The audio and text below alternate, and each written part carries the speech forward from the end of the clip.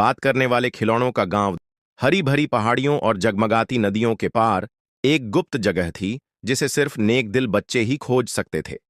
इस जगह को बात करने वाले खिलौनों का गांव कहा जाता था। यह कोई साधारण गांव नहीं था। इसके घर रंग बिरंगे पत्थरों से बने थे। इसकी गलियां पहेलियों के टुकड़ों से पक्की थीं और इसके लालटेन चमकते कंचों जैसे थे जो रात को रोशन करते थे। गांव का हर खिलौना बोल सकता था, हंस सकता था, गा सकता था और कहानियां भी सुना सकता था। वहां टेडी बियर थे जिन्हें शहद की पाई बनाना पसंद था, लकड़ी के सिपाही जो गर्व से पहरा देते थे, गुड़िया जो चौक में नाचती थीं और यहां तक कि छोटी छोटी खिलौना कारें भी थीं जो पत्थरों वाली सड़कों पर ऐसे दौड़ती थीं मानो उनके पंख हों। गांव के बीचों बीच एक ऊंचा घंटाघर था जिसका आकार जैक इन द बॉक्स जैसा था। घड़ी का काम सिर्फ समय बताना ही नहीं था, यह सुनिश्चित करना भी था कि हर खिलौने की आवाज जिंदा रहे। दिन में एक बार घड़ी की घंटी बजती थी और खिलौनों की हंसी घाटी में संगीत की तरह गूंजती थी। एक धूप भरी सुबह लीना नाम की एक छोटी बच्ची अचानक गांव में पहुंच गई।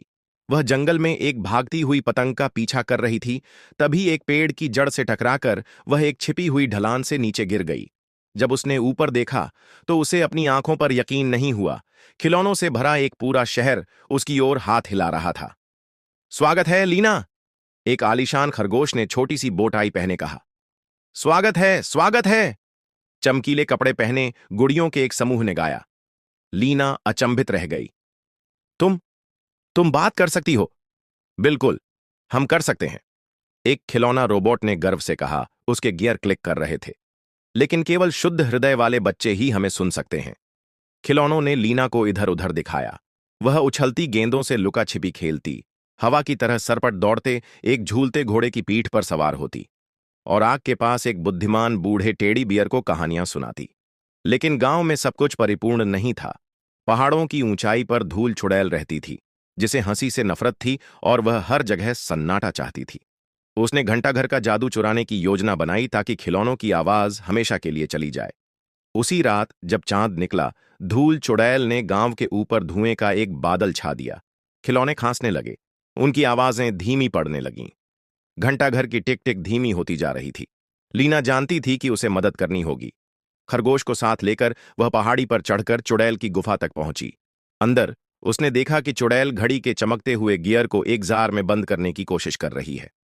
रुको, लीना बहादुरी से चिल्लाई। खिलौनों की आवाजें दुनिया में खुशियां लाती हैं, तुम उसे छीन नहीं सकते। चुड़ैल हंसी। और क्यों ना हो, मौन ही शांति है। लेकिन लीना ने अपना सिर हिलाया। नहीं, हंसी, गीत और कहानियां ही जीवन को उज्जवल बनाती हैं। उसे उस बुद्धिमान टेढ़ी की कही हुई बात याद आ गई।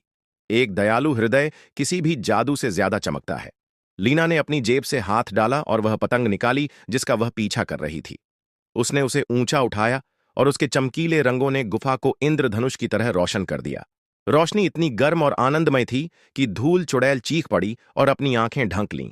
धुआं छूट गया और चुराए गए गियर वापस घंटाघर की ओर तैर गए। जब लीना वापस लौटी तो मीनार पहले से कहीं ज्यादा तेज आवाज में बज उठी। हर खिलौने की आवाज वापस आई और पूरा गांव अपने नए नायक के लिए जयकार कर रहा था। खरगोश ने उसे कसकर गले लगा लिया।